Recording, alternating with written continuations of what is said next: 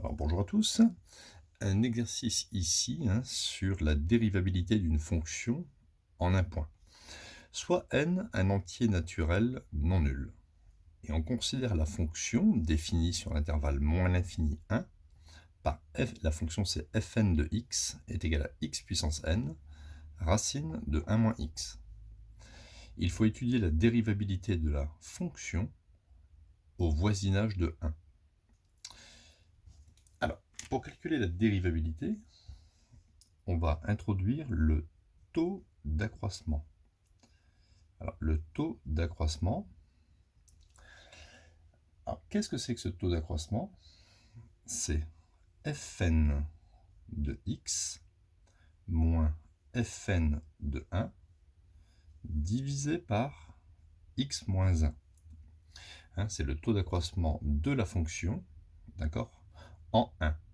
Si c'était en 7, ça serait fn de x moins fn de 7 sur x moins 7.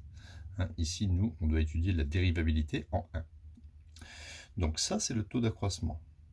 Donc on peut le réécrire. Fn de x, c'est x puissance n racine de 1 moins x.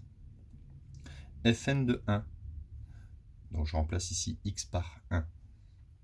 Ça fait 1 puissance n racine de 1 moins 1 divisé par x moins 1. Alors je peux apporter des simplifications. Ici, on a racine de 0. Racine de 0 qui fait 0. Donc ce terme s'annule. Donc j'obtiens x puissance n racine de 1 moins x divisé par x moins 1. Alors je vais pouvoir simplifier encore cette expression.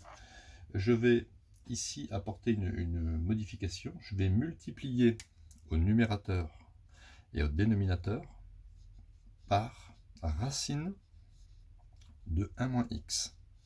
C'est une petite astuce. Racine de 1 moins x.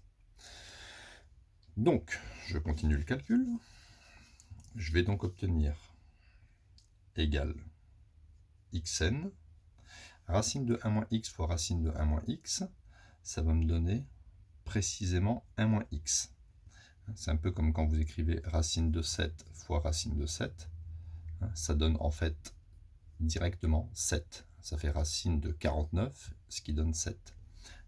1 moins x étant ici positif, puisqu'on travaille sur l'intervalle moins l'infini 1.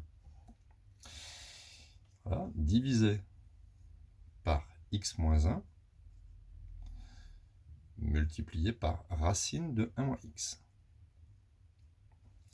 Alors il faut simplifier cette expression. Vous apercevez ici que 1 moins x, c'est moins 1 multiplié par x moins 1. Je vais mettre un multiplié ici, ou entre parenthèses. Donc 1 moins x, c'est l'opposé de x moins 1. Voilà, divisé par x moins 1 racine de 1 moins x, ce qui me permet de barrer les x moins 1. Donc pour le taux d'accroissement, il me reste moins 1 x puissance n sur racine de 1 moins x. Une fois que j'ai obtenu le taux d'accroissement, je dois faire la limite de ce taux d'accroissement lorsque x tend vers 1. Alors comme on a un rapport, je vais calculer la limite ici du numérateur. Donc la limite de moins 1 fois x puissance n lorsque x tend vers 1. Bon là c'est pas très compliqué, je remplace x par 1. Ça fait moins 1 fois 1 puissance n. 1 puissance n ça fait 1, quelle que soit la valeur de n. Entier bien sûr, naturel non nul. Donc ça fait moins 1 fois 1, ça fait moins 1. Donc le numérateur tend vers moins 1. Le dénominateur, limite de racine de 1 moins x lorsque x tend vers 1. Bon, pour le dénominateur, là on va avoir un petit souci. Si x tend vers 1, ça va faire racine de 1 moins 1, ça va faire racine de 0. Donc ça va tendre vers 0. 0 par valeur ici positive.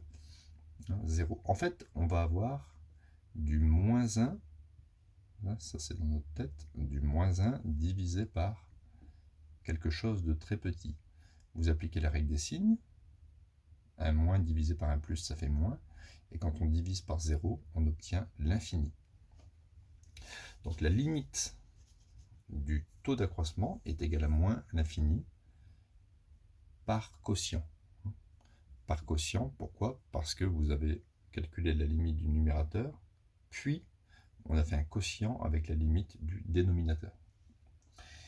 Donc ce qu'on peut s'apercevoir, c'est que la limite du taux d'accroissement n'est pas un réel, ce n'est pas 5 ou 6 ou moins 3, c'est moins l'infini. Donc la fonction fn n'est pas dérivable en 1.